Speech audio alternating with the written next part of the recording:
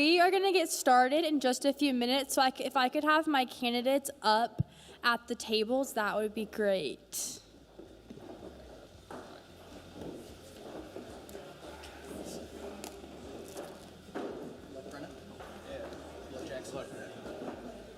Left, sir. I thought we were straight there. Too. Yeah. I feel bad.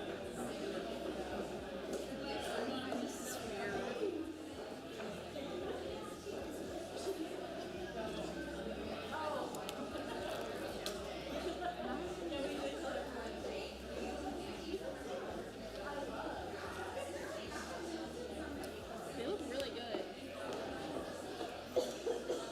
Okay, pencil. Okay. Are you guys ready? Great. Do you want me to go up there? You want me to sing? Can we do pictures real quick? Yeah. Get started. Oh. Okay, I'm gonna do each set. Okay. Smile up here, guys. Ready? Perfect. Okay, Ella. Oh. Ella's turn. Slow shot. Audrey's taking one.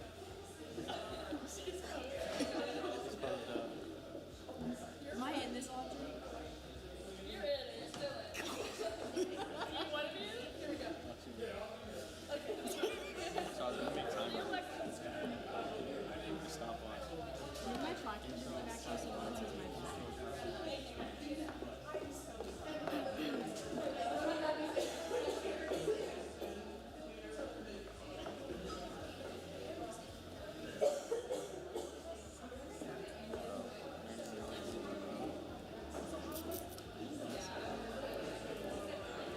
What's that? Oh. Yeah.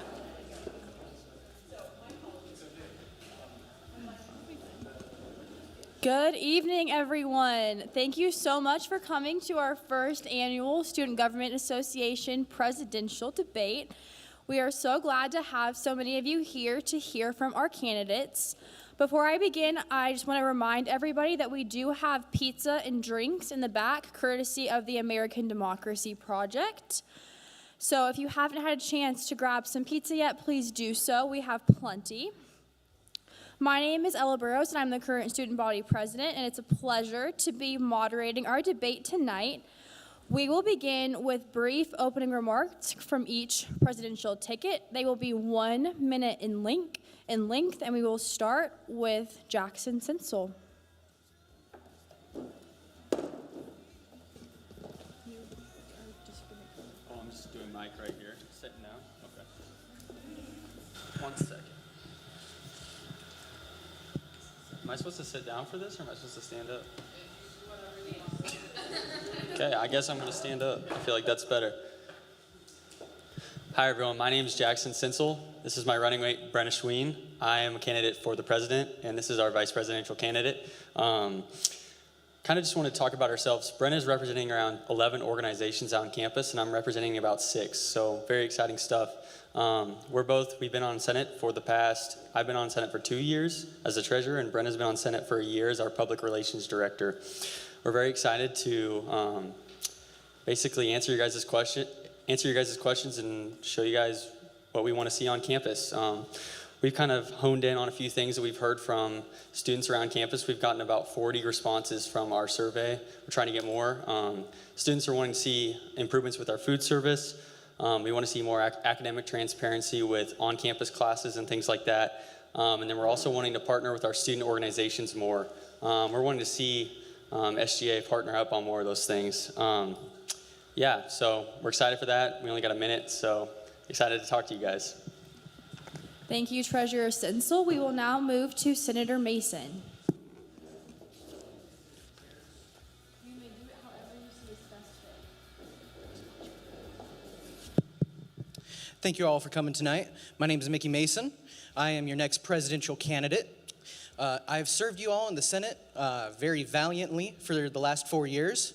I believe through all of my experiences, I have a strong sense of civic duty, and I believe that I am the best fit to serve you as student body president next year.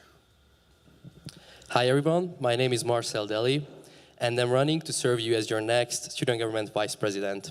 Over the past 3 years, I've been involved in campus life as a student athlete, as an international student, and as a senator for international students.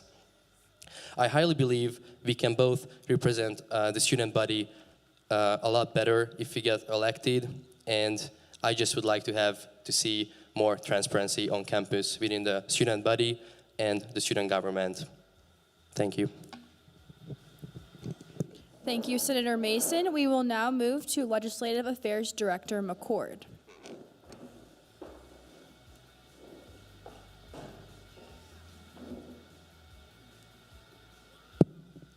Hi everyone, my name is Grace McCord and I'm joined with Madison Albers. We'll be running for your student president and vice president this year.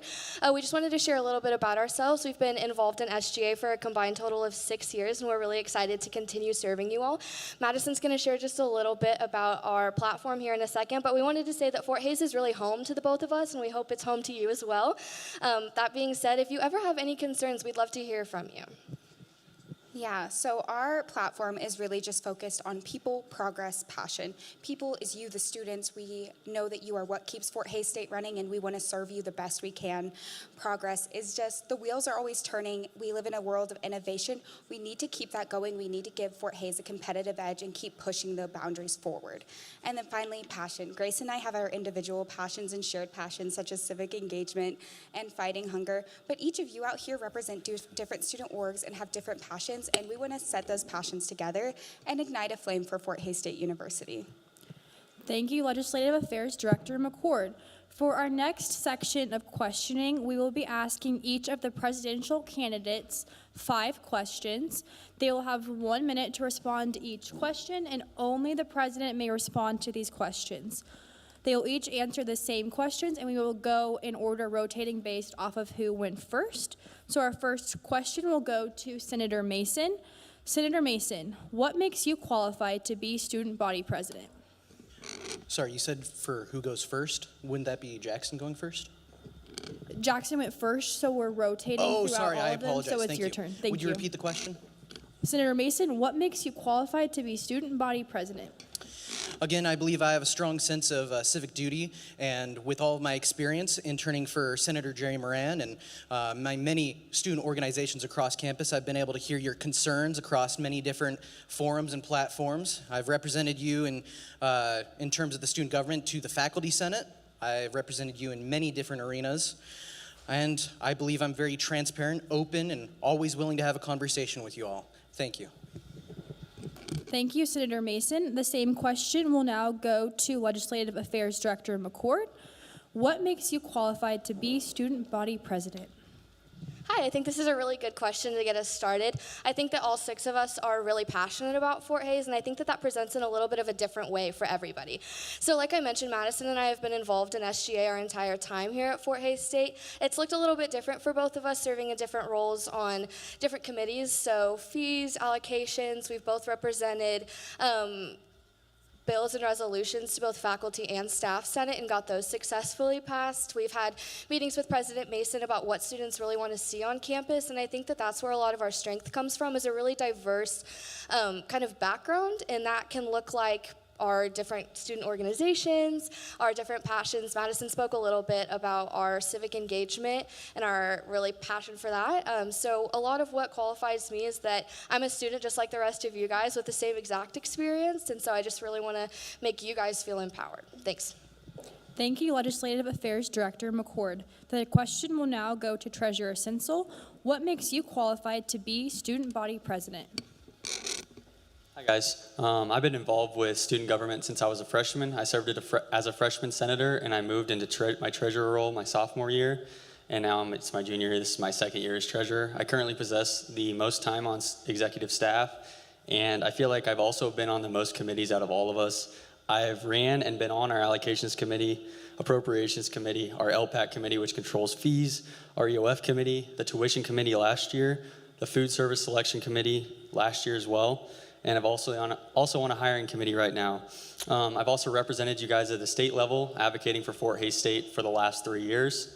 And then I've also attended KBOR with our president here, I think 3 or 4 times at this point. So yeah, that's basically it. Thank you. Thank you, Treasurer Sinsel. Our next question will go first to Legislative Affairs Director McCord. The question is, what is the biggest challenge facing FHSU students today? So Madison and I have been out talking to a whole bunch of different student groups and organizations, and it's really been something that we do all year as in our roles as senators and exec staff. But we've been hitting it a little bit harder as we're kind of working to represent students in a little bit of a different capacity right now. And one of the things that we've recognized is that students are busy. You guys all, like we've said earlier, have unique passions, and those things are exemplified inside the classroom, outside of the classroom, through work, through your organizations, and all kinds of other activities. And so we want to make sure that you guys have the best possible experience at Fort Hays.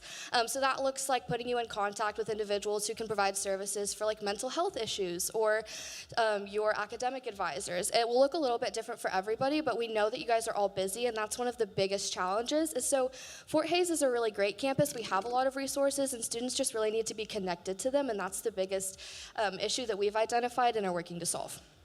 Thank you, Legislative Affairs Director McCord. The question will now go to Treasurer Sinsel. What is the biggest challenge facing FHSU students today? Yeah, so when we did our survey I think we instituted that about 2 weeks ago, we found out that there's not necessarily one issue that students are really honed in on. The three that I mentioned are some of the ones that came up the most. But in terms of individual issues, we saw a lot of small things that could be fixed for individual students, that things that they want to see personally. And I think those issues are the most important. Those are the things we should focus on. I think moving small items is really important. But I think also important, like bigger items that we're facing right now is like funding from the state has went down. Tuition increases have happened last year.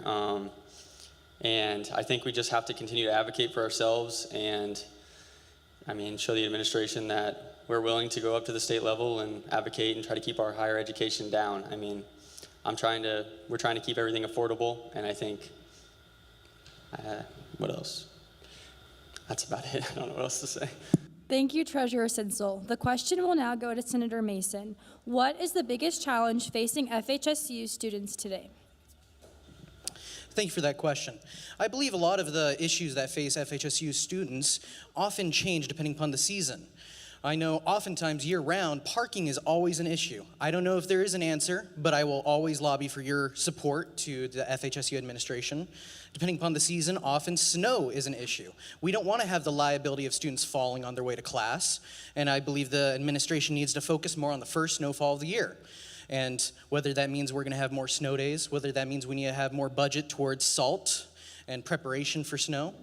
But there's several other things. I know that food quality across campus is a huge issue for many students between the McMindus Cafe and the Union.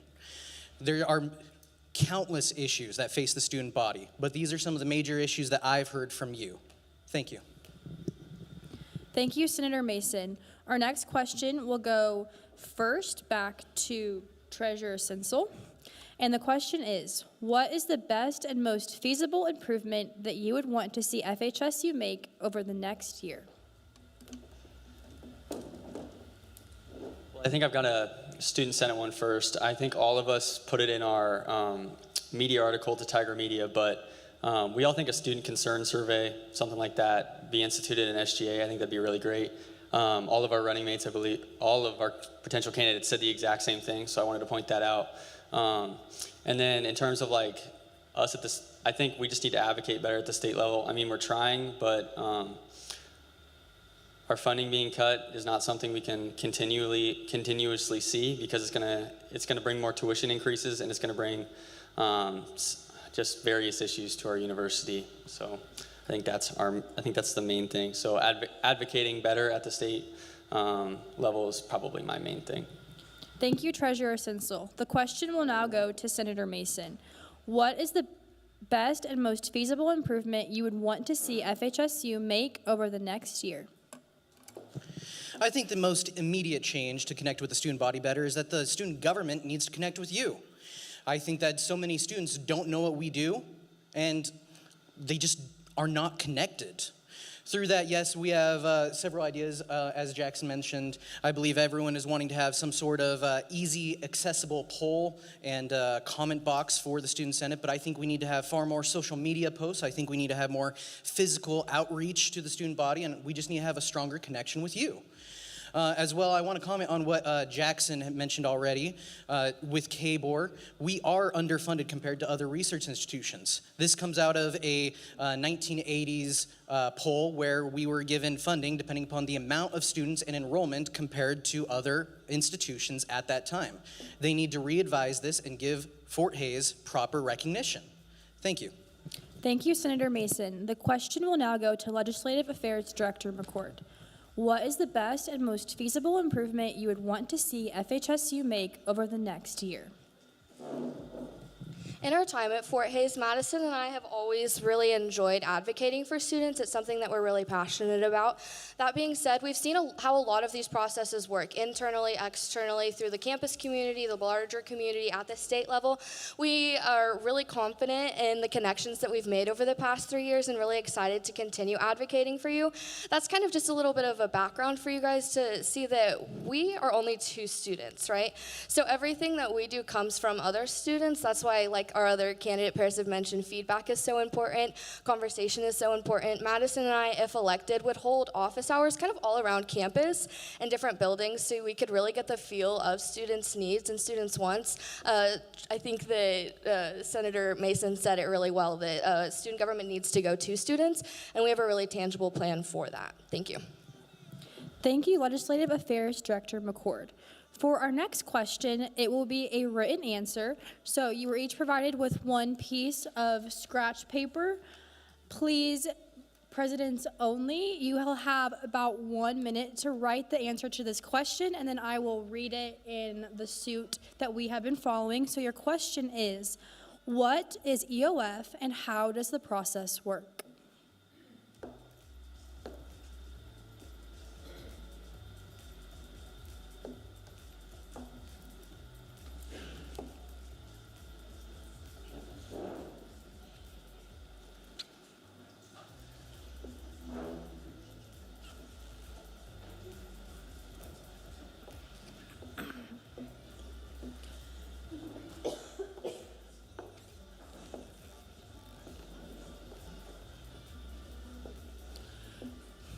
While they are writing their answers, you as our audience also have a chance to submit questions. So there are little pieces of paper and pens on all of your tables.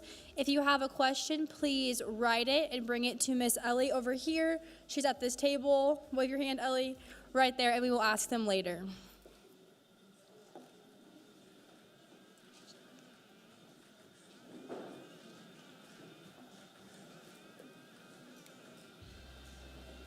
All righty, time is up. So please put your pens down.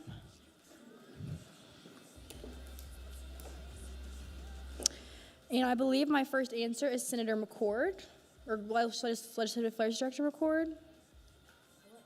You went last, so back to Jackson.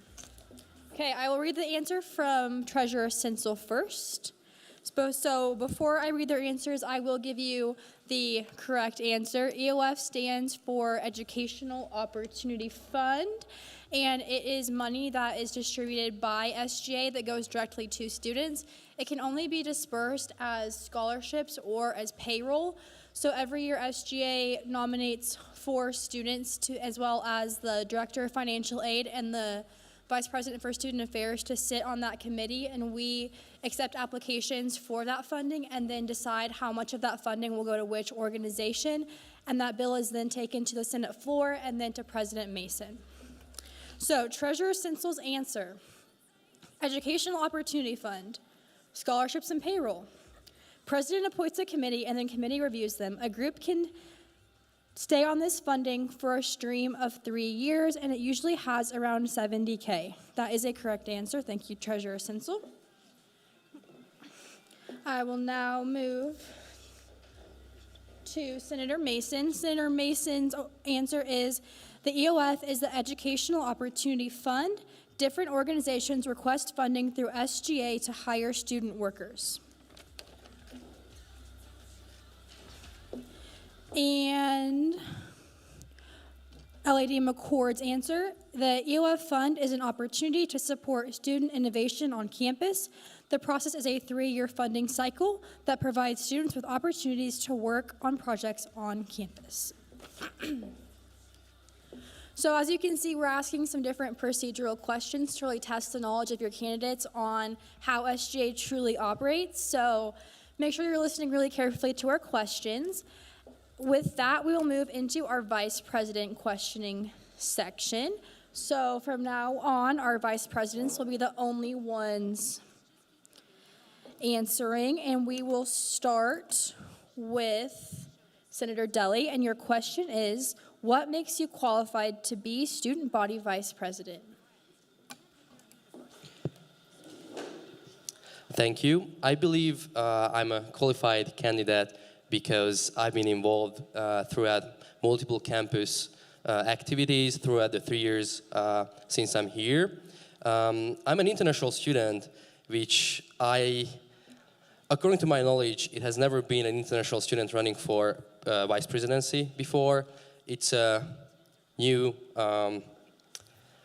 deal, but I believe using my past experiences, coming from a big city, coming from another continent, I can bring some new perspectives onto campus.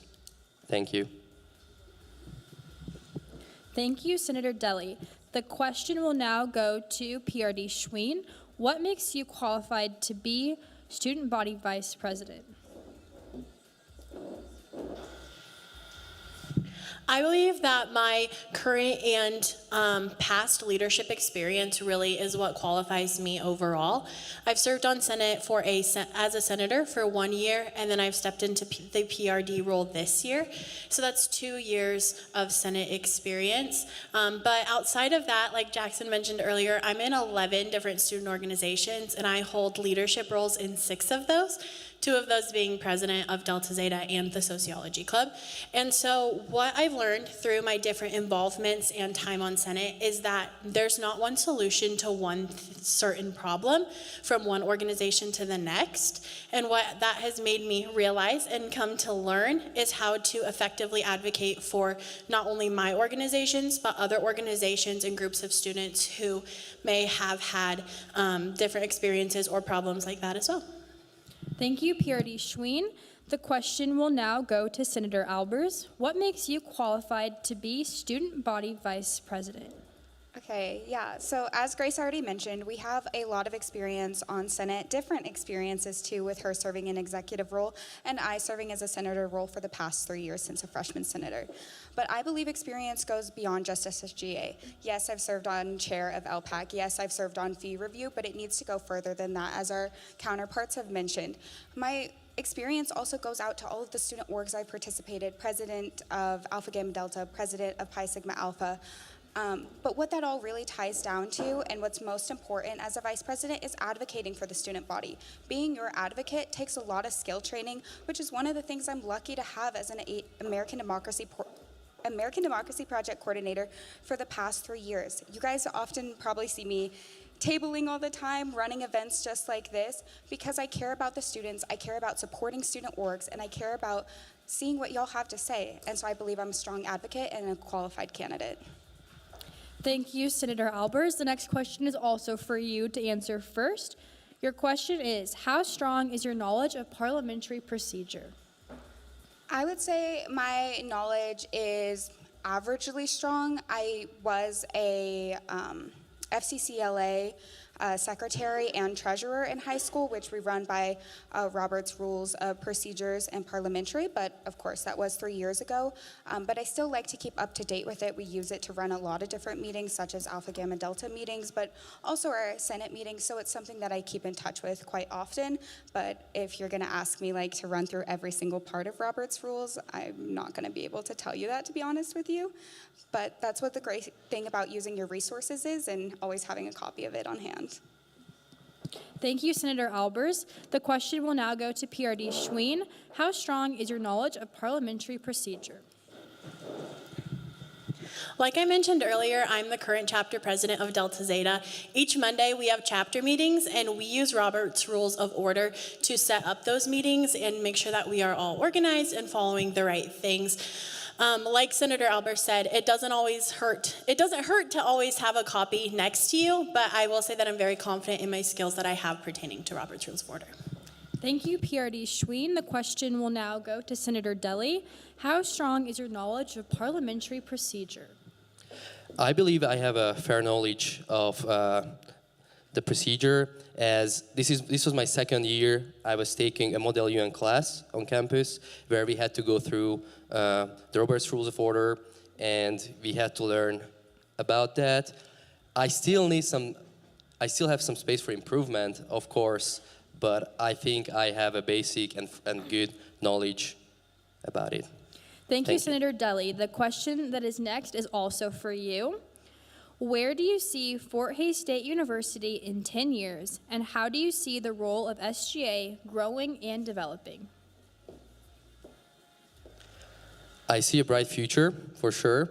I believe the track, what we follow as Fort Hays State, we are on a good track, and I believe that the students and the school, as our motto says, ready for world thinking and ready for the world. I believe we will be more open to the world in the next 10 years, and hopefully may be well known overseas in other countries. And I just see Fort Hays as a global school. Thank you, Senator Deli. The question will now go to PRD Schween. Where do you see Fort Hays State University in 10 years, and how do you see the role of SGA growing and developing? In 10 years, I hope to see Fort Hays better off than it is now. I feel like we have a really strong school through our academics and our extracurriculars over to our athletics programs. And I would just like to see that expanded and even improved in all of the small ways that we think aren't super tangible right now. In 10 years, I hope to see change on that so we can keep growing Fort Hays and seeing more students enrolled here. And that also includes keeping our tuition affordable so students can still afford to come to school at Fort Hays. And I see the role of SGA in that being very important. SGA is the voice for the students, we all know that. And being able to kind of hone in on exactly what we need to do for students in order to keep Fort Hays accessible and as great as it is now in 10 years, it's really important to make sure that we have strong student representation in different areas. Thank you, PRD Schween. We also have a written question for each of the vice presidential. So sorry, my apologies. The question will now go to Senator Albers. Senator Albers, where do you see Fort Hays State University in 10 years, and how do you see the role of SGA growing and developing? I see us keeping our creative and cutting edge tuition rates. I see us keeping our strong sense of affordability that drew so many of us here in the next 10 years. And I see that just growing even stronger through our engagement rates, our student enrollment rates. I see those increasing because of the advocacy we are going to be doing in the next 10 years. The advocacy spirit that we are going to inspire at Fort Hays is going to create that change I hope to see in 10 years. And I do hope to see us in a more globalized position than we already are with our sister school in China, as my current college and Dean Macy is working to really strengthen relations in that. So really globalizing Fort Hays a little bit more, and then again just keeping our competitive affordable rates. And for SGA, I really see us just taking a stronger stance. I see us really going to state level more, not just on higher ed day, but continually advocating for more funding at a state level and seeing what we need to happen at Fort Hays. Thank you. Thank you, Senator Albers. Now we will move into our written section. So each of our vice presidential candidates will have 1 minute to answer the following question on paper. And your question is, what is the Navigator Award and what is the vice president's role in the process?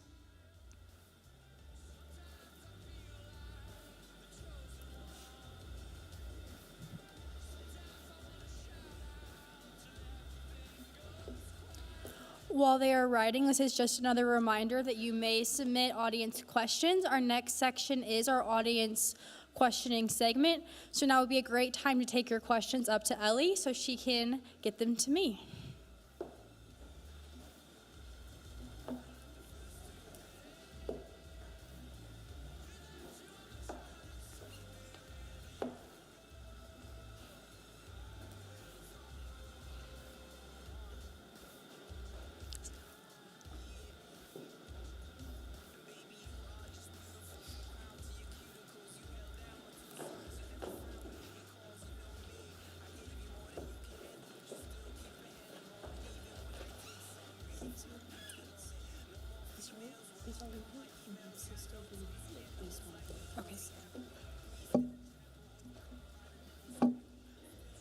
Time is up, so I will read Senator Albert's response first.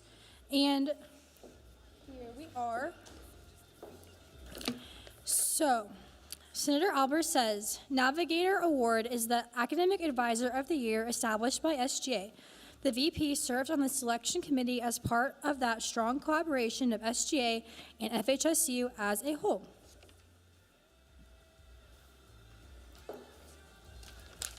PRD Schween says, serves as the committee chair within their VP role, honors an academic advisor doing an outstanding job, chosen by a committee of seniors and was created by SGA.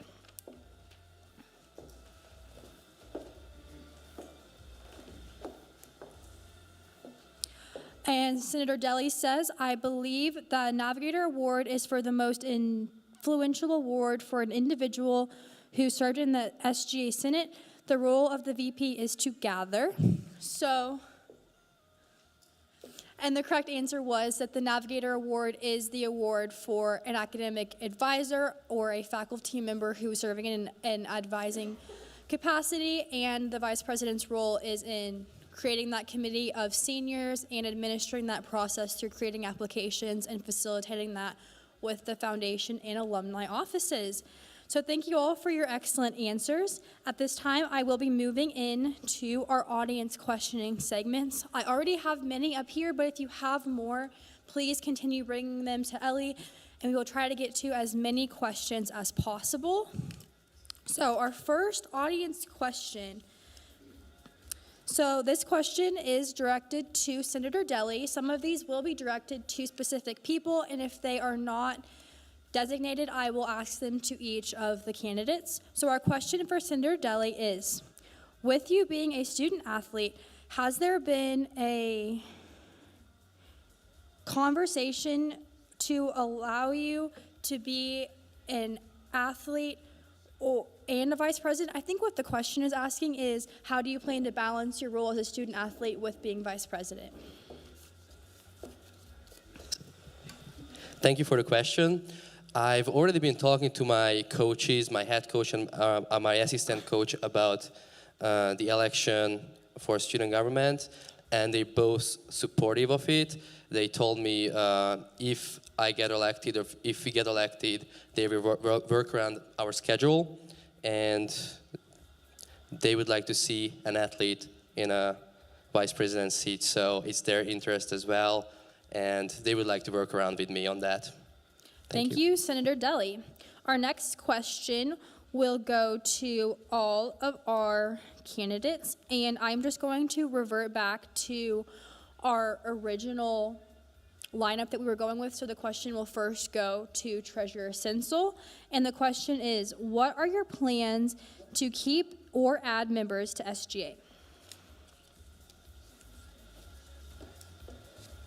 As a ticket, we have decided that there's a certain group which we are seeing a little bit underrepresented sometimes on our Senate, and by adding a seat specifically for our student athletes, we would be able to expand that way as well. That just gives them a spot that they're not having to compete with other senators for, to ensure that they have representation each year. We also would start reaching out to specific student organizations through the different mass Tiger Link emails that can be sent out, and then that way they are informed that we are having elections in order to grow our student senate just past maybe word of mouth or poster out in social media. Sometimes it gets a little tricky. You don't know who's really engaging with your different posts that you're putting out on social media, but by having conversations in person, face to face, you're better able to know that they are receiving that information. Thank you, PRD Schween. The question will now go to Senator Mason or Senator Deli. Thank you. We were also thinking about adding a student athlete seat for every 150 students. So that would be essentially around 3 seats, 3 student athlete seats, as well as the current senator seats. We would like to make it a more like a resume building, not just a resume building curriculum, but as an actual kind of job. So everyone would have to, go through the parliamentary procedure. Everyone would have to know the legal stuff within the student senate, including myself. I mean, when I joined the student senate, I just choose it in the beginning, as a resume building, but then I realized it's a lot more than that, and I feel like all the senators should feel that way and should learn that way. Thank you. Thank you, Senator Deli. The question will now go to Senator Albers. Okay, yes. So growing the SGA is really important, and I guess great minds think alike because we also had the thought of adding an athlete seat to the Senate. I actually just like an hour ago met with one of our student teams and their coaches to really get a feel to better address each of the teams. I reached out to all of the coaches as a part of my campaign to really meet the needs of different students, and I think this is an important underrepresented group we see at SGA. So really working with them, potentially really working to email coaches. I was just with Coach Flax. He said he would appreciate a weekly email of our minutes, and I'd be happy to do so to really get them involved with us further and get them more represented because they are a large chunk of our student body. But in keeping our senators, I think we really need to, each senator does an office hour a week, or we used to. I would like to revamp that situation to serve more of an in-person role, really going out to their student orgs and meeting with people, really going out there and really having hard, concrete things that they're working out that's not just pen and paper, but really meeting the students where they are. Thank you, Senator Albers. Our next question is again for everyone, and it will first go to Senator Deli and Senator Mason. And the question is, where will we set the space for more parking?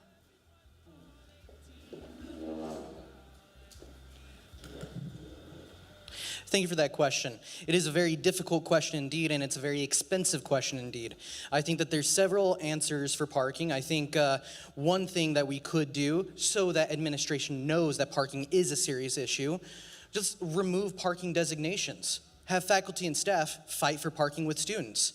If we do that, then administration will know that there is a parking issue. There are several opportunities on where you can place a parking lot, but nothing is cheap. I think if you're asking me personally, I think spend the money and fill in the little hole under Jellison Bridge and make a parking lot there. Move that bridge because it's historic and move it to Big Creek where it should be. And yeah, thank you all.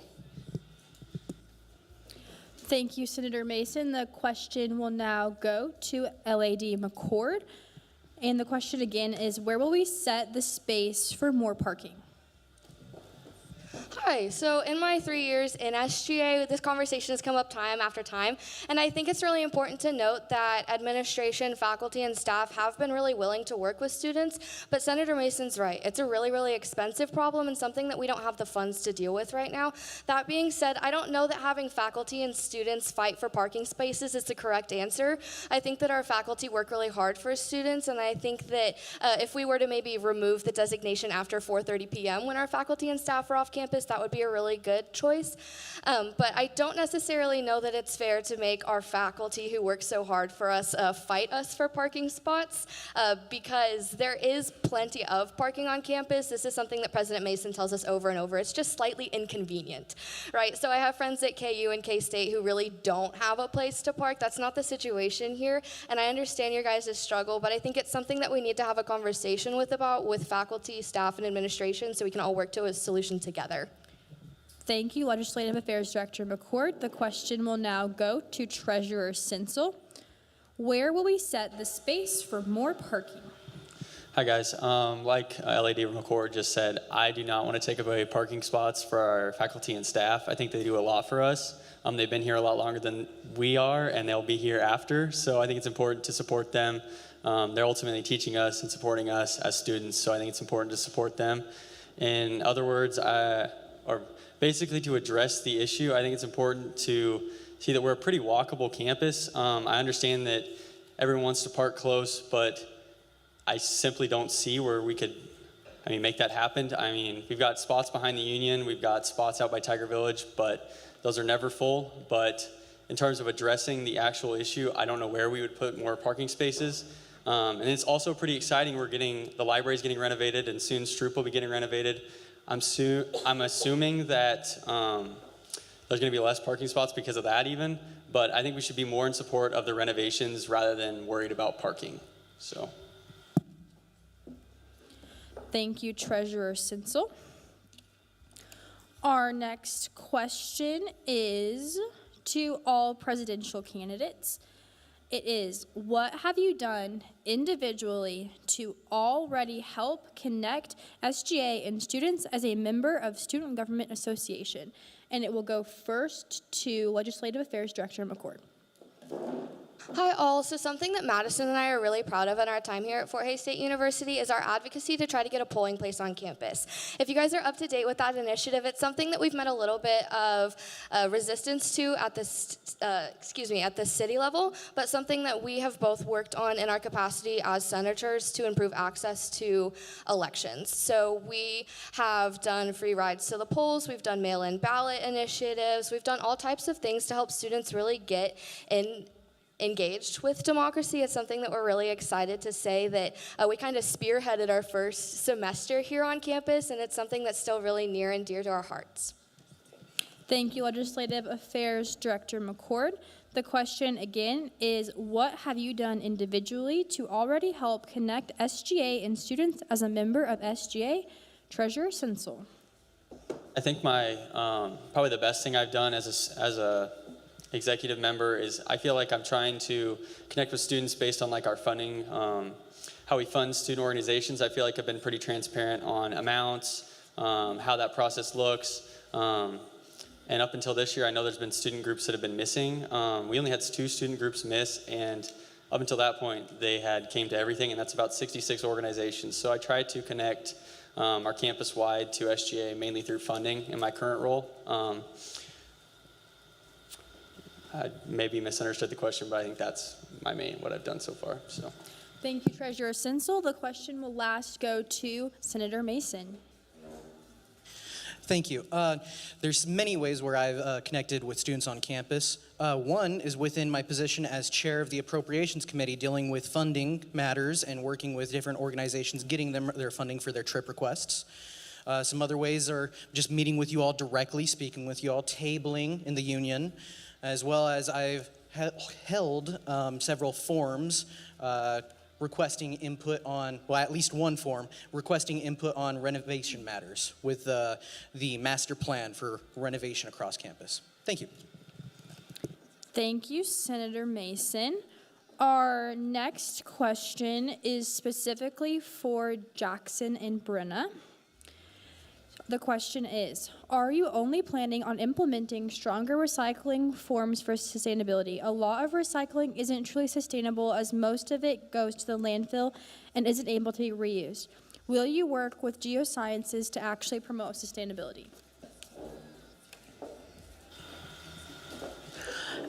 Since we haven't been elected yet, there's not a plan set in place, but we are willing and excited to work with geosciences if that is a major program that wants to work with us to improve that program. Obviously, they know better than we do when it comes to that sort of thing, so we are willing to take input from anyone who is better suited to fill the roles and conversations that we are not. We are ready to step up and be the voice for students. A lot of our students wanted recycling and more sustainability on our campus.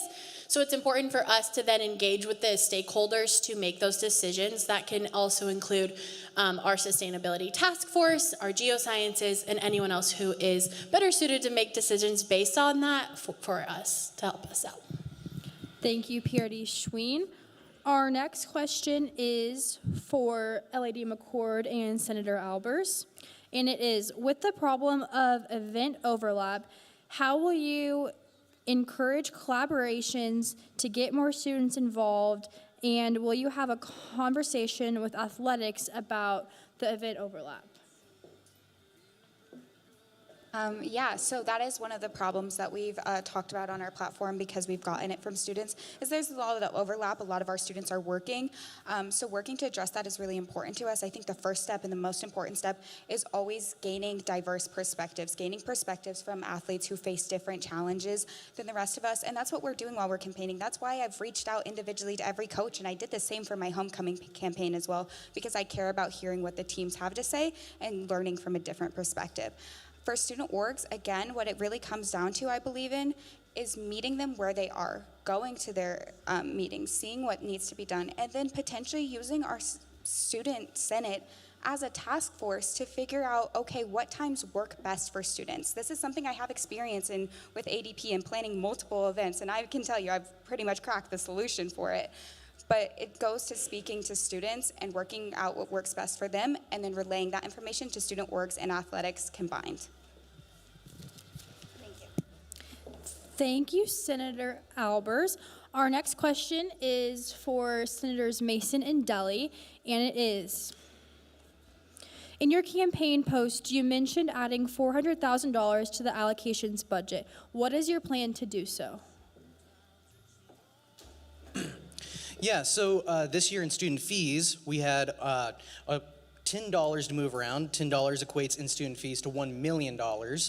We only used $6 of that. So in my personal opinion, I believe working with President Tisa Mason, we should revise how that other $4 was not used this year and consider reusing that next year and dividing that in some considered ways after some review. Much of that $400,000 going to allocations, much of that maybe increasing funds for other student fee groups. Thank you. Thank you, Senator Mason. Our next question is to all of our presidents, and I believe our person who is up is Senator Mason again for our first answer. And the question is, most of you mentioned food service and quality as a student concern you wanted to address. What concrete steps and actions would you take to address this concern? Just presidents or vice presidents? It says to all presidents. Thank you for that question. Our team would work avidly with the different people, the food service people within the McMindus Cafe. I know that they already have their own survey system, but we would also hear reviews from that as well. It's been a topic of conversation within the Student Senate before, and we will work avidly with those leaders over there. And as well, I believe I was made aware, I haven't been over there for a while, but I was made aware that there might be an open place in the Union Cafe. So we should consider what should go into that spot, have a survey, and see if we can get a new food outlet into that open spot in the Union Cafe there. Thank you. Thank you, Senator Mason. The question will now go to Legislative Affairs Director McCord. Hi, also, one of the reasons that I applied for the Legislative Affairs Director position last year was because I get the opportunity to host open forums for our students. This is a really great opportunity for students to ask questions of student service providers, administration, and individuals that really make the choices that we live by every day. And so last semester, we had the Union Catering Company represented at that forum.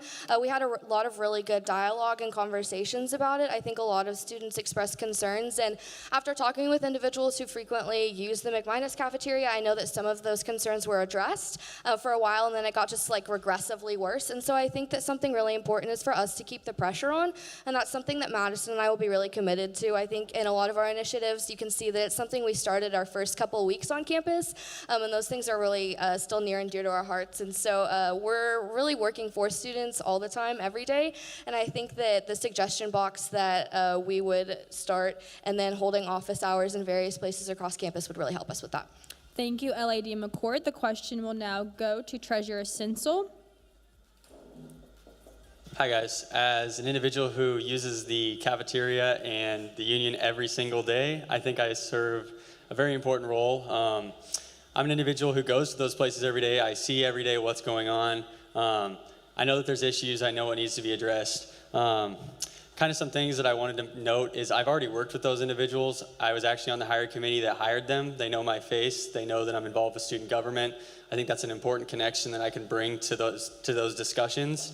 They're local individuals. I think they can be worked with.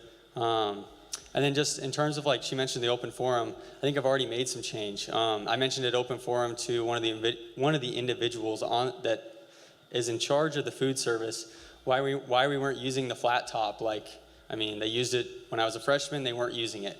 And then literally as we got back from break, they started using it again. So either that's just something that happened, or maybe I brought it about. So. Thank you, Treasurer Sensel. Our next question is for our entire panel.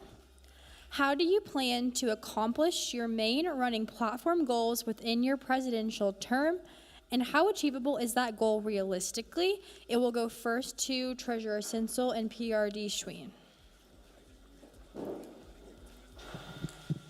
When we first chose the issues and the action items that are important to us, we heard from students, and we specifically selected ones that we could have our plans ready to implement as soon as we are elected to begin to work for students. And that kind of looks different for each of our action items. We want to work with different task force for our sustainability task force for things like our recycling and sustainability on campus. We'll work with our academic advisors and the provosts to improve that process. And we can also work with department chairs to ensure that students are knowing which courses are only offered online and not being stuck as an online student if you're here in person. To work with food service, like Jackson said, he knows them, so we can pop over, have conversations, set things up for them, and make sure that we are getting those addressed quickly as well. Thank you, PRD Schween. The question once again was, how do you plan to accomplish your main running platform goals within your presidential term? How achievable is that goal realistically? And it will now go to Senators Mason and Deli. Thank you. We would like to solve it step by step. Obviously, these are big plans, and we would like to see it all happening, but there has to be a step-by-step solution. First of all, the snow, whenever the snow falls, obviously, we would like to implement that immediately. That's a big issue. And all of the other non-seasonal plans, we would like to work on them immediately as soon as we get into the office. Yes. Thank you, Senator Deli. Our next question is a direct question for Madison and Grace. And the question again is, how do you plan to accomplish your main running platform goals within your presidential term? How achievable is that goal realistically? Okay, so our main platform goals can really be summed up to 4 words. It's affordability, connection, communication, and transparency. Now you can check out our Instagram, Grace and Madison FHSU, for all of our specific action items. I'm not going to be able to cover all of those in a minute. But what's really important about our plans, and I do believe they're really able to get pushed in pretty soon. I don't think it would take us a lot of time to start the wheels turning on that, and I think they can be very effective. For affordability, it starts with simple things like really working with professors to offer more open education resources, so the free textbooks we have in classes, and potentially opening campus swap programs at the end of move out when everyone's getting rid of their stuff, and then creating a program for us to actually start using that, which is also more sustainable. Connection goes, again, back to talking to student orgs, reaching out to people where they are, and then bridging the divides. Communication is just telling you guys what's going on. It's opening the transparency, whether via social media, email, or us talking to you one-on-one. And then... Thank you, Senator Albers. Our next question is a direct question to Senators Mason and Deli. By using the $4 out of the $10, wouldn't this cause student fees to be raised? How would you combat this? Thank you for the question. In actuality, it would not, in a way, raise student fees. This is a bond that ended just a couple years ago. It would be the exact same in concerns of student fees to that time period. It would, on a year-to-year basis, appear that student fees were raised. And what it comes down to is, if you want your student organizations to be fully funded, if you want your student organizations to go on these trips, then student fees need to go up. If your student organizations are going to be upset over funding, then fees need to go up to be able to fully fund these student organizations. Thank you. Thank you, Senator Mason. So our next question is kind of in the same vein, and it will go first to LAD McCord and Senator Albers, and the question is raising student tuition fees fair for all students across campus for allocations funds? Yeah, so I think that I have a really unique perspective on this question. I serve as the chair of the fees committee. It's a really good privilege and a really cool opportunity to meet with a lot of our organizations that receive fees. I think it also is really great because I got to speak to not only the members on my committee, but the constituents that they represent. And we heard overwhelmingly this year that it was not in students' best interest to raise student fees. That's why we kept fees flat this year, and that's what Madison and I are really excited about for the future of Fort Hays is its continuing affordability. I think that to look at this question, it would be really fair and in students' best interest to look at putting it up for a referendum at the end of next year on the ballot. That way students, every single student can really vote, and it's not in the hands of just a few individuals. I think that that's something that's really great about Fort Hays is we have really great processes that involve all of our students, and I think that we need to rely more heavily on them in order to say that we're actually advocating for all students. Thank you, LAD McCord. The question will now go to Treasurer Sinsel, and the question again is raising student fees fair for all students across campus for allocations funds? Yeah, so I think I bring a pretty unique perspective to this as well since I'm currently in charge of allocations. So I think it's important to note that $4 will actually look like an increase to you as a student and to me on my, when I look at my payments, it's gonna look like a $120 increase to my student what I have to pay to the university. Right now it looks like a flat rate because the $6 bond went away. Next year, the $4 bond's been gone for 2 years, so it's gonna look like an increase. It's gonna look like you have $120 more that you have to pay to the university. And I also think it's important to note that there's a lot more fee entities that I think could use those a lot more than the allocations process. I love the allocations process, obviously, but we have $600,000 to give out currently, and there are approximately there's more than 10 student fees. I don't think all $4 should just go to one student fee. I don't think that's feasible or right. So, thank you. Thank you, Treasurer Sinsel. The question will go finally to Senator Mason.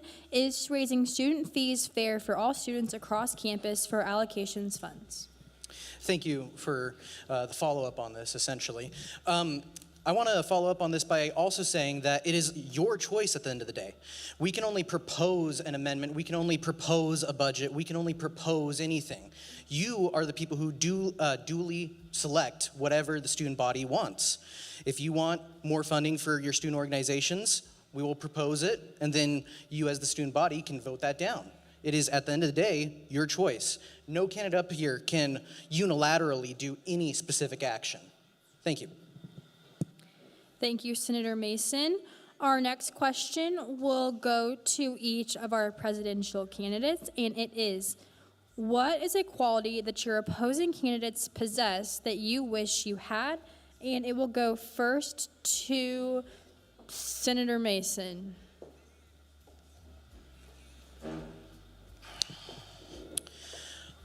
I'm thinking about how Legislative Affairs Director Grace McCord, your professionalism.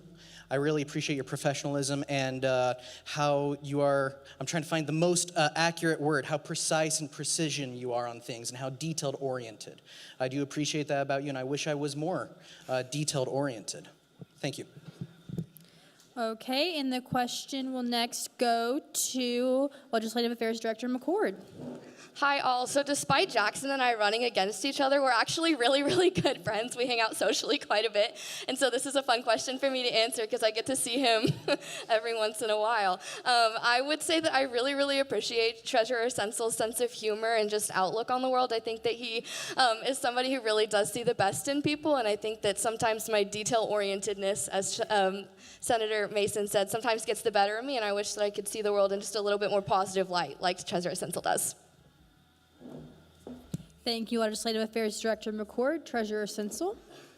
Yeah, so kind of a fun question, I agree. I think the main thing that I could take away from these two individuals closest to me is their work with advocacy in terms of like their civic engagement. They're trying to get a polling place. I think that's really something the university needs and something that I think it's great. In terms of Marcel and Mickey over there, I really like the ability that they have to connect with their students. I feel like they're really connected with the individuals they talk to. They bring a lot to the table in terms of athletics that I think is a really important part that maybe not all of us have. So thank you.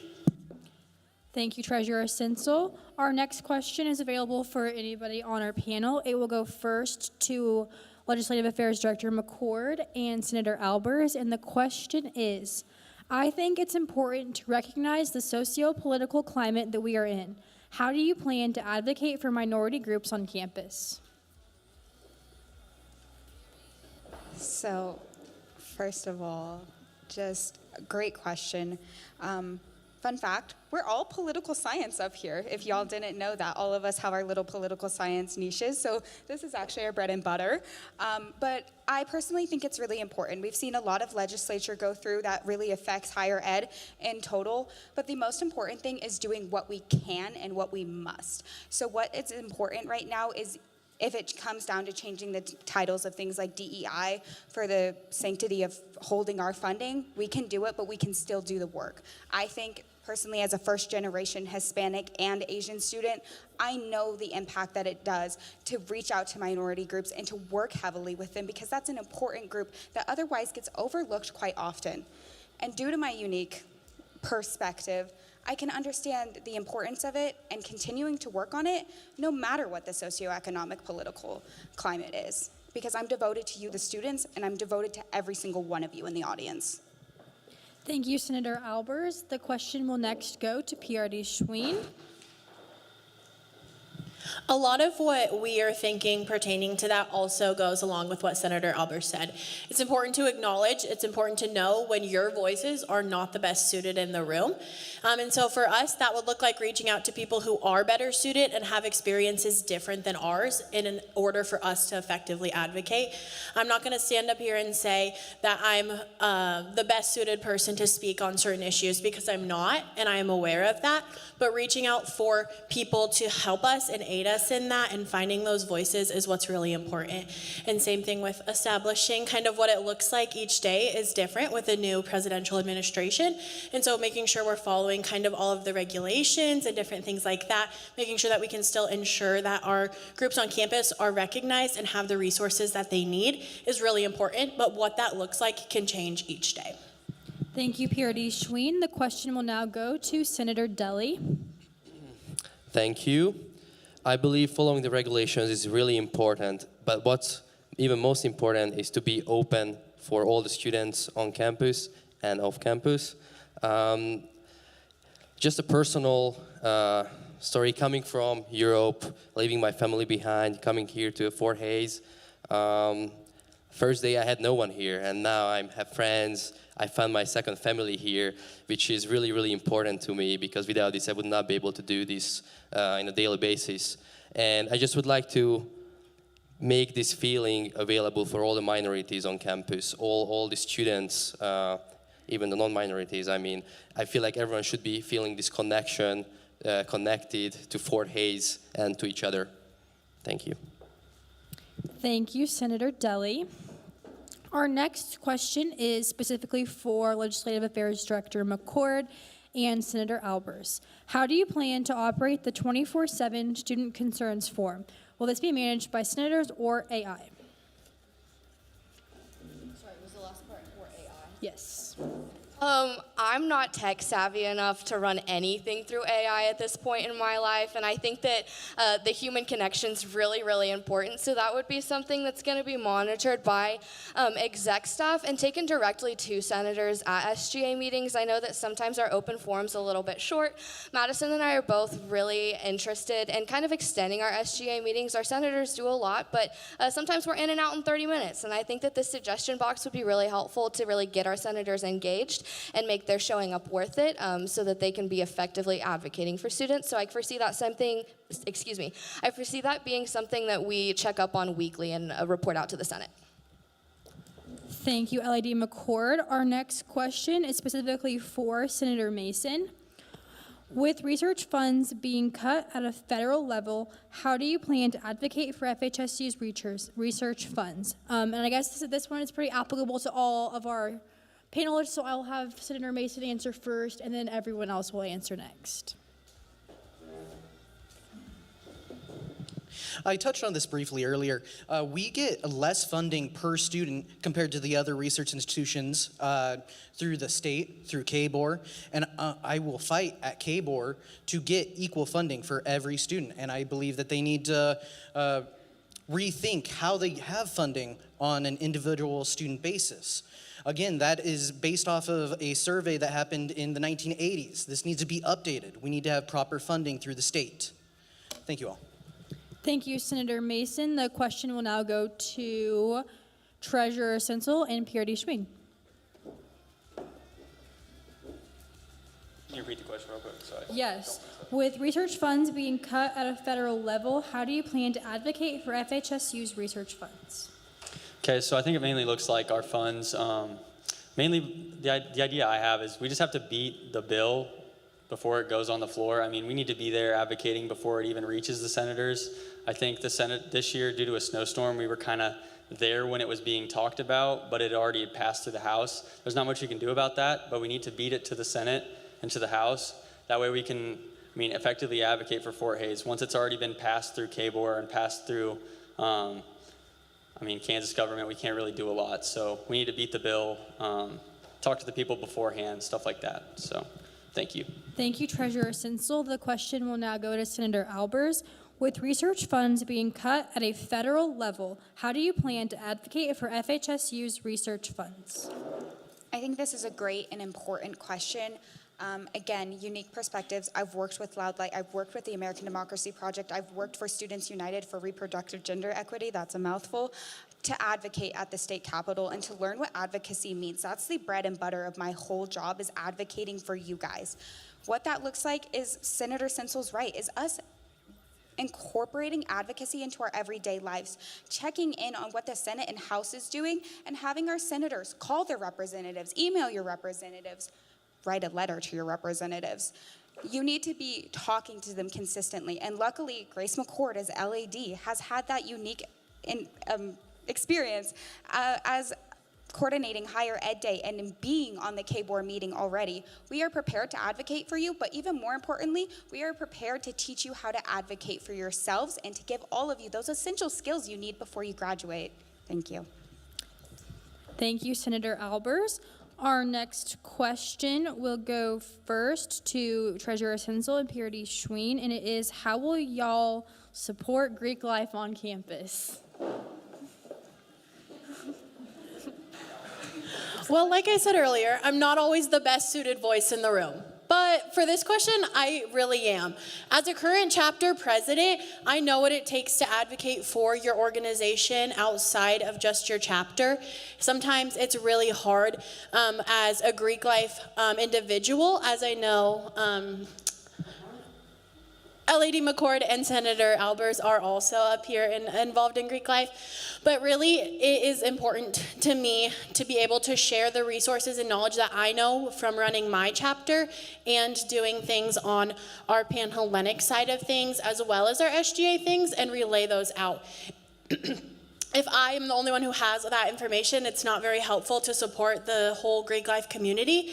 By being able to share that with either chapter presidents or chapter leadership, that's something that I believe would be really beneficial to support Greek life and the students involved there. Thank you, PRD Schween. The question will now go to Senator Mason. Thank you for that question. I believe this kind of follows up with being inclusive to all people on campus. There's a lot of opinions and perspectives that I'm just not aware of. Myself, I'm not a part of Greek life. So for that, in being equally representative for those people, we're gonna have to lean on our friends in Greek life and make sure that they have a proper say in the student government and student government activities. We need to make sure that we're aware of your concerns and that we will act swiftly on those concerns. Thank you. Thank you, Senator Mason. And LAD McCord. Yes, the question is, how would y'all support Greek life? Hi all. So as PRD Sween mentioned, Madison and I are both involved in Greek life. It's something that we've been involved in pretty much since day one on campus. It's a community that we really love. And something that I want to say is really important is that our Greek life students do a lot. They have a lot of community service hours, they have a lot of philanthropic focuses, and they're really dedicated students. So I think it's really important to support them in all of their endeavors. But I also think it's really important, we've talked a lot about overlapping events. I know that our Greek life students are busy. And so I think it's best to support Greek life students by really understanding what their needs are, what their schedules look like, and how they can be well-rounded students in their time here at Fort Hays as well. Thank you. Thank you, LAD McCord. I have just a few more questions up here with me, so this is your last call if you have a specific question that you would like to ask any of these candidates. It looks like I have about 4 left, so if you have anything else, please get it up to me as soon as possible. And with that being said, our next question is for all of our candidates, and it is, what is your greatest achievement that you have achieved here during your time at FHSU, and how will that achievement help you in this position? And it will go first to LAD McCord and Senator Albers. So Grace and I actually have a very shared special thing that we actually achieved our freshman year, so I guess we peaked freshman year. But there was this, we were working on our polling place project, and we had been really grinding it out. We had met with faculty senate, staff senate, outside campus groups, so like the community. We've met with our representatives, our legislators, Tisa Mason herself, and we had been really going through it. And that is when Tisa Mason emailed us and was like, I want to feature you for our Heart of the Tiger article. We think you are both amazing and incredible individuals, and I want to highlight you. And so we immediately got to typing on our computers and answering all of her questions. And the day that it came out, Grace ran into the office screaming. We literally did a happy dance because it was so impactful for us to know that at this university, someone as high up as Tisa Mason was in recognizing the individual work we did for the campus, and to really know that the work we were doing was paying off, and that we just really value you guys and want to advocate for y'all. Thank you, Senator Albers. The question will now go to PRD Schween and Treasurer Sinsel, and the question again is, what is your greatest achievement that you have achieved here during your time at FHSU, and how will that achievement help you in this position? Yeah, so I want to go really quick so I can give Brenna time to talk about her biggest achievement as well. So I think mine was honestly when I became the treasurer my sophomore year. I felt really seen and valued since I was on the allocations committee the year prior to that as a freshman. Yeah, that's just my biggest achievement. I do a lot of work with our Center for Empowering Victims of Gender-Based Violence, and some things that I've gotten to do through there is present research on post-sexual assault care on college campuses in Kansas and what that looks like. I was able to take that to undergraduate research day at the state capitol and speak with so many different legislators about an issue that's really near and dear to my heart. And so since then, I would say that's probably my biggest achievement, and just getting to continue that work throughout my experience here. Thank you, Treasurer Sinsel and PRD Schween. The question will now go to Senators Mason and Deli. And again, it is, what is your greatest achievement that you have achieved here during your time at FHSU, and how will that achievement help you in this position? I am most grateful for my experience representing you all in the Senate, but I have to share, I think one of my greatest achievements is actually representing the Office of the President as a VIP ambassador, and representing the whole student body as a VIP student ambassador to the Office of the President, to some of our major donors on campus. There's been so many opportunities that Fort Hays has given me, and I believe every single one of them is gearing me for this position, and I just am grateful for all of the opportunities. Thank you. I believe my greatest achievement, it might be basic for all of you, but for me it's a great thing just to be able to be at Fort Hays as an international student. When I came here, I was barely speaking English, and I believe I already achieved a big goal within that. And just to be involved on campus, I didn't believe that I will do anything else besides athletics and just my studies. For me, this is the greatest achievement that I could say, that just being involved. Thank you, Senators Mason and Deli. Our last 3 questions are, again, for everybody on the panel. And our next question is, how will you better educate your Senate to make important decisions? The question will go first to PRD Schween and Treasurer Sinsel. As your vice presidential candidate, that would really fall under my job description. And a few ways that we think we could better educate our Senate would be to host different workshops. So that can be through different things like Robert's Rule of Order, parliamentary procedure, kind of loop those two together. Maybe one about crash course and how Fort Hays does certain things. So how we do a hiring committee or how we do different things like that would be really beneficial in teaching our Senate the main things you need to know to be an really well-equipped senator. And that can also include things like learning the dress codes, what's business casual, what's business professional, all of those sorts of things as well. Thank you, PRD Schween. The question will now go to Senators Mason and Deli, and it is, how will you better educate your Senate to make important decisions? So we're going to make a thorough plan to really change. You know, every senator has office hours weekly. We want to update that and revamp that so that, well, one, as other candidates up here have said, that we're connecting with students more on a face-to-face basis out there. However, I'm also wanting to change office hours as more of an educational opportunity so that every senator is aware of how to use Robert's rules, all the functions of the student government, and of course, much of this would actually go through VP Deli. However, I believe that these are the best actions on how to progress the student body and the Senate, and I really want to make it more of a resume experience. Therein, most of the professional careers we are going to go into, it would be very beneficial if you have a thorough understanding of Robert's rules and know how to convey yourself in a professional manner. Thank you. Thank you, Senator Mason. The question of how will you better educate your Senate to make important decisions will now go to LAD McCord. Hi, I want to start off by saying I think we've got a really strong foundation. I think that all of our senators are really passionate, and I think that that's the hardest part, right, is finding people who really want to do the work, and I think that that's well covered. I think that we've got a really great Senate. That being said, I think it's really important for our senators to advocate for others, advocate for themselves, and I think that that's something that Senator Albers and I have a really unique perspective on, doing so much advocacy. We've talked about previously wanting to kind of revamp the office hour and make that look a little bit different. I think with our suggestion box, that will help, especially going over those in meetings. I think that all of those will kind of really effectively answer the question that you've asked and how our senators will be better equipped to make really tough decisions. I think it goes back to our core mission of transparency, connectedness, and communication, and how all of those goals will be met under our administration, and it's really to empower students and the senators who make choices for them.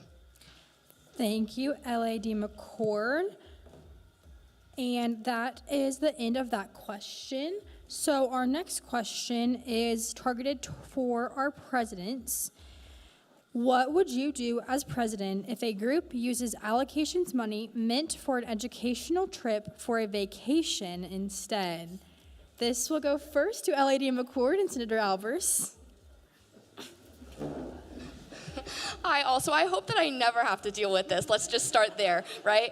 I think that it would look a little bit different depending on what this organization's intent was, right? Was this intentional? Was it something that accidentally happened? I think that it's really important not to go in with a decision that you've already made, right? I think it's really important to invite all of your stakeholders in. I think it would be really important in that conversation to pull in our SGA advisors. I think that they have a lot of really great institutional knowledge that would help with that, and I think going from there is a really good starting point. I think if this was like maliciously and intentionally done, that group probably wouldn't be receiving funds from SGA for quite a while. But I think that at the end of the day, it's really not what happens, but how does it happen? And I think that that's something that Madison and I are really excited for, is pulling in our stakeholders and really having those tough conversations.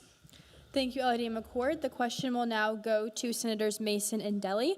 What would you do as president if a group uses allocation money meant for an educational trip for a vacation instead? I have heard about some specific student organizations on campus who have used both allocations money and departmental funds to make choice decisions on certain trips, and I believe that if you are going on a trip, you need to go to every day at that convention. And I believe that if you're not going to that convention every day, that an investigation should be instituted, and every student within that organization who went on the trip should be questioned. And I believe that if it comes out to be true that fraud happened, that those organizations should not receive funding from both SGA or departmental funds in the future. Thank you. Thank you, Senator Mason. The question will lastly go to Treasurer Sinsel. What would you do as president if a group uses allocations money meant for an educational trip for a vacation instead? Well, currently the treasurer, if this is happening, I wish I was informed. That's the number one issue. Number two, if I was president, I think we'd obviously have to do an investigation of some sort, figure out what happened on that trip. In my current role right now, as we're finishing up this year, I actually spoke with Barron and Alyssa from, Barron's the controller, Alyssa's part of purchasing. We're looking to revamp the funding guide. Obviously, this is going to have Senate approval, but currently we're trying to figure out what's the best way to do things if stuff like that happens. We've got items like if they're misusing funds, are we going to put together a strike system? Are we going to do things like that? We're trying to put parameters and things in order. That way these things don't happen. That's what I'm currently trying to do. I think those things need to be added. We're trying to do that right now. So, yeah.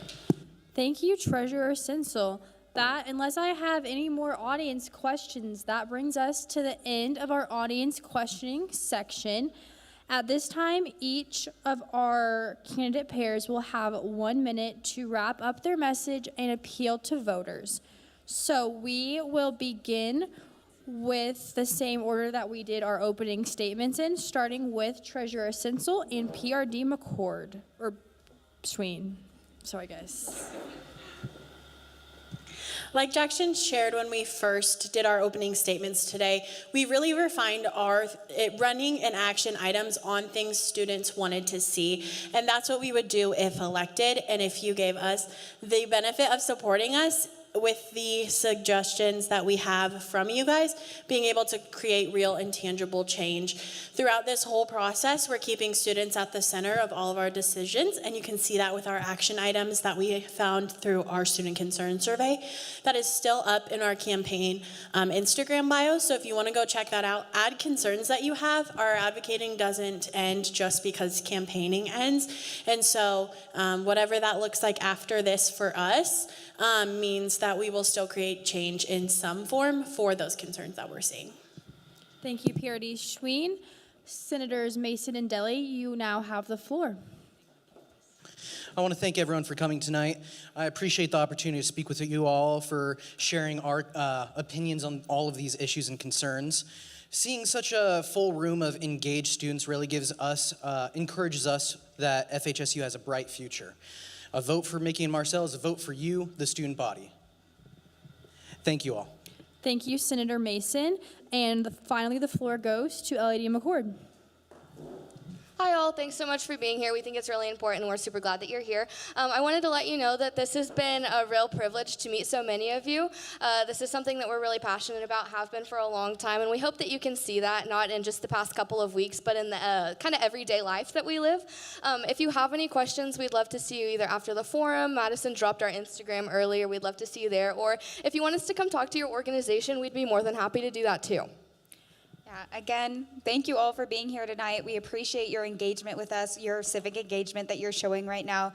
And finally, we'd love to have your vote. Voting opens April 2nd and 3rd. We'd love to advocate for you because a vote for Grayson Madison is a vote for progress with a purpose. Thank you, Senator Albers and LAD McCord. Before we conclude our debate, I just want to give everybody some quick voting reminders. Voting will take place via your student email this year. So at 8 a.m. on Wednesday, April 2nd, you will receive an email if you are enrolled in at least one on-campus credit. That link will be open until Thursday at 4:30 p.m. If you don't vote on Wednesday, you will be reminded to vote again on Thursday, but the only way that you can vote is by checking your email. So I highly encourage you to remind your friends and to encourage them to check their email and to participate in this election. Also, it looks like we still have plenty of food back there, so please make sure that you get some before you leave. Thank you so much for coming, and we are very excited for this election.